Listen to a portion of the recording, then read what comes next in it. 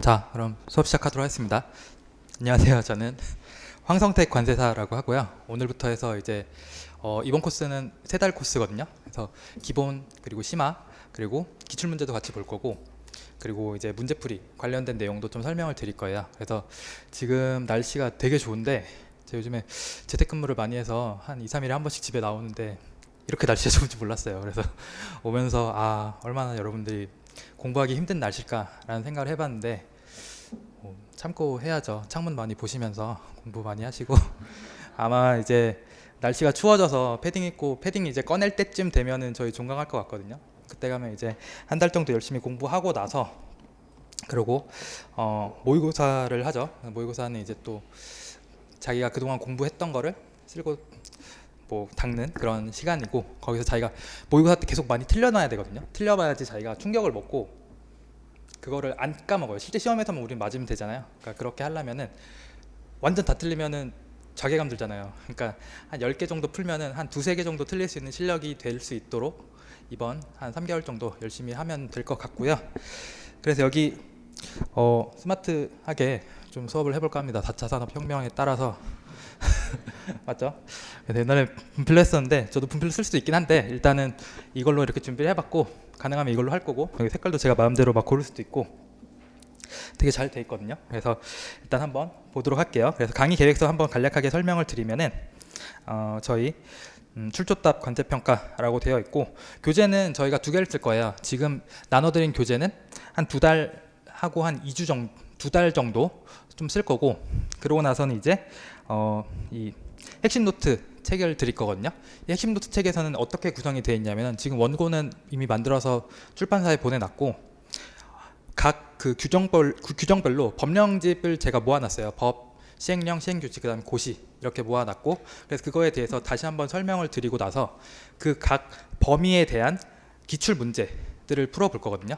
기출 문제들을 풀어볼 거고, 그리고 거기서 그 각 범위에 대한 연습 문제, 제가 옛날에 모의고사나 이런 데서 만들었었던 그런 문제들 몇 개 풀어보고, 그거에 대해서 답까지 넣어놨으니까 답안이 실제로 어떻게 작성돼야 되고 그런 걸 실제로 나중에 볼 수 있도록 준비를 할 겁니다. 그래서 강의 소개 다시 보시면은 일단 저희 3개 다예요. 기본, 심화, 그 다음에 이렇게 문풀까지 다 하는 과정이다 라고 보시면 되고, 1회독 이상 수강생에게 추천한다라고 돼 있고, 그러면은 뭐 한 번도 안 들은 사람 듣지 마냐 그런 건 아니고요. 1회독 이상이신 분들은 강력 추천이고요. 처음 들으시는 분들도 제가 충분히 추천드립니다. 왜냐면은 평가할 때 우리가 공부하는 범위가 그렇게 많지 않아요. 그렇게 많지 않기 때문에 항상 언제 하든지 간에 처음부터 끝까지를 다 계속 보는 거거든요. 처음부터 끝까지 계속 보면서 조금 심화 과정에서는 조금 우리가 안 접해봤던 사례들을 1~2개 정도 더 보는 수준이에요. 결국에는 엄청 좁잖아요. 이거 범위 해놓으면은 책 지금 이거 한 400페이지 정도 돼 있는데, 줄인다고 줄이면은 한 100페이지? 한 150페이지 줄여놓고 할 수도 있거든요. 근데 그러려면 여러분들이 막 필기를 너무 많이 해야 돼서 책이 더 더러워질 수 있어요. 그러니까 이렇게 해놓은 거고, 가능하면 규정의 원문을 좀 볼 수 있도록, 원문을 많이 싫다 보니까 책이 이렇게 두꺼워진 거지, 사실 내용 정리 이렇게만 돼 있는 것만 봐도 충분히 그 내용은 다 다룰 수 있는 거거든요. 어쨌든 간에 범위가 그렇게 넓지 않기 때문에 항상 처음부터까지 다시 본다 라는 식으로 생각을 하시면 되고, 그래서 저희가 24회 한 3달 정도 강의 수업을 할 건데, 처음에 한 18회까지는 기본 심화해서 이 책을 볼 거예요. 이 책을 이렇게 처음부터 끝까지 볼 거고, 그럼 이렇게 하면서 여러분 저랑 같이 평가를 처음부터 끝까지 1회독을 할 수 있겠죠. 1회독을 할 거고, 그리고 이번에 지금 이 시간에 OT가 끝나면은 제가 또 바로 평가를 처음부터 끝까지 다시 한번 정리를 할 거거든요.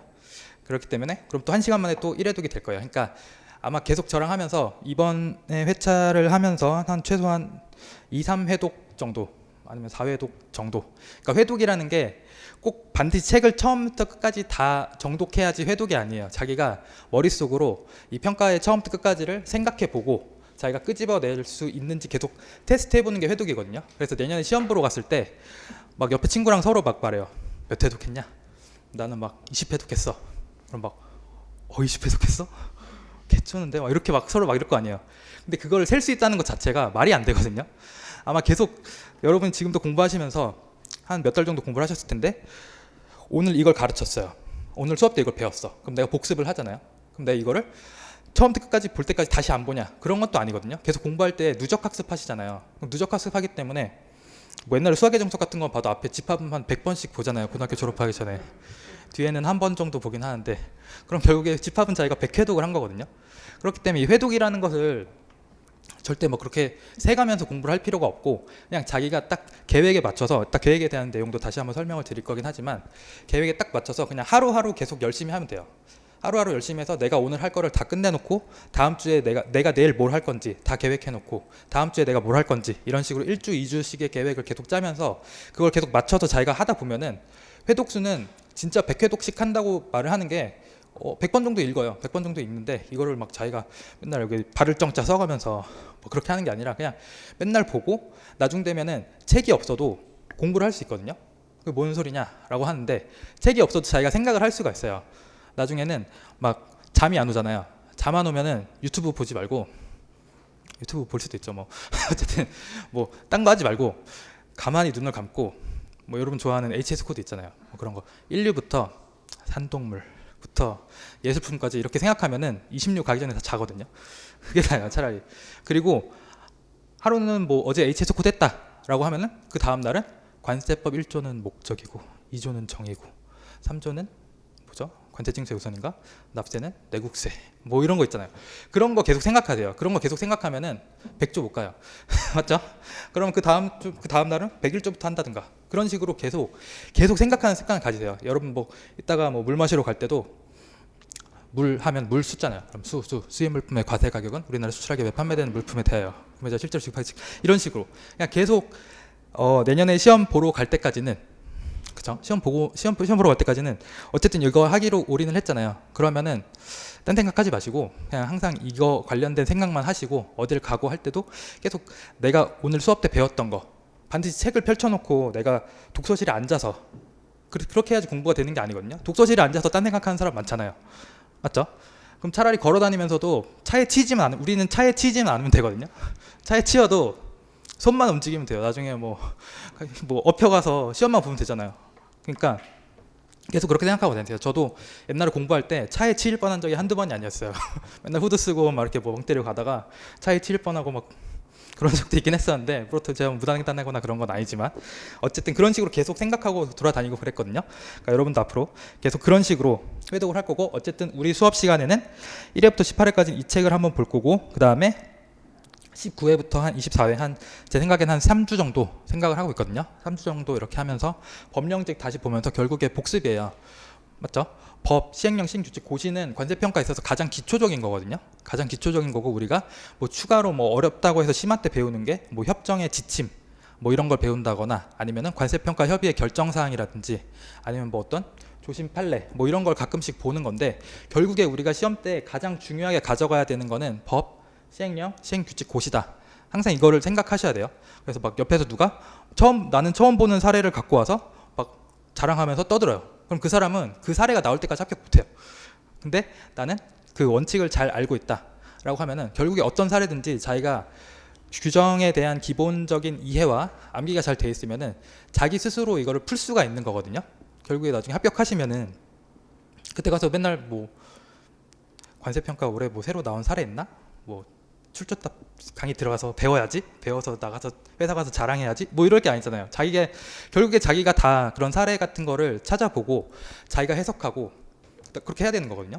그렇기 때문에 우린 지금 공부하면서 그런 능력을 키워서 실제 시험 때도 그런 문제가 나왔을 때 잘 풀 수 있는 사람들이 합격을 해서 일을 할 수 있도록 되는 시험이 취지가 이게 맞잖아요. 맞죠? 그렇기 때문에 항상 그걸 준비하시면 됩니다. 그래서 이번 시험을 공부할 때는 제가 항상 말씀드리는 게 저도 평가를 처음부터 끝까지 뭐 내가 우리나라에서 평가를 제일 잘하는 사람이냐 당연히 아니죠. 그럼 평가 제일 잘하는 사람 1번부터 이렇게 줄을 세워요.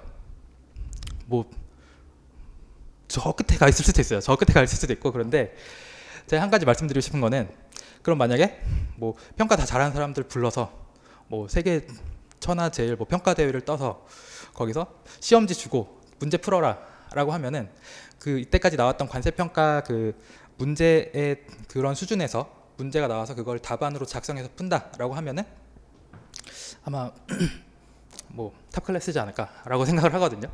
실제 시험에서도 제가 평가는 한 이 정도 받았었어요. 이 정도 받았었거든요. 76점. 그쵸? 그래서 평가랑 평균이 제일 점수가 높았거든요. 제가 그때 동기 중에서 평균이 제일 높았다는 거는 무슨 말인지 아시죠? 그래서 죄송스럽지만 어쩔 수 없습니다.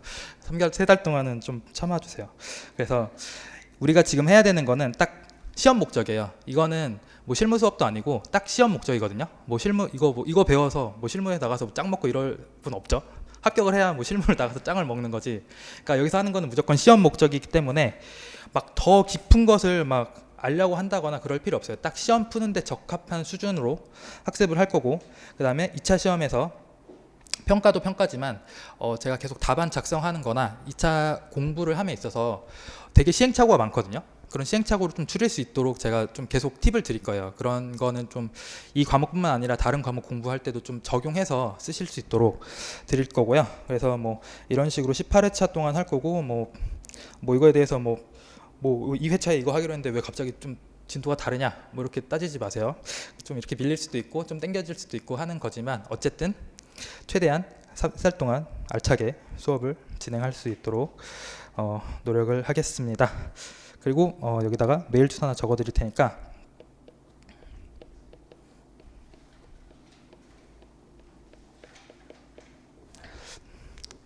네, 5898hst 네이버닷컴 딱 글자 색깔도 도메인의 딱 그 브랜드랑 딱 맞는 색깔인데, 그래서 궁금한 거 있으면은 뭐 학원 게시판 이용하셔도 좋고 여기로 메일 주셔도 좋고, 저한테 혹시 메일 보내신 적 있나요? 한 번이라도? 가끔 보내세요. 안부 인사 보내지 마시고 궁금한 거 있으면 저한테 물어보세요. 제가 아무리 늦어도 일주일 안에는 무조건 답을 드리거든요.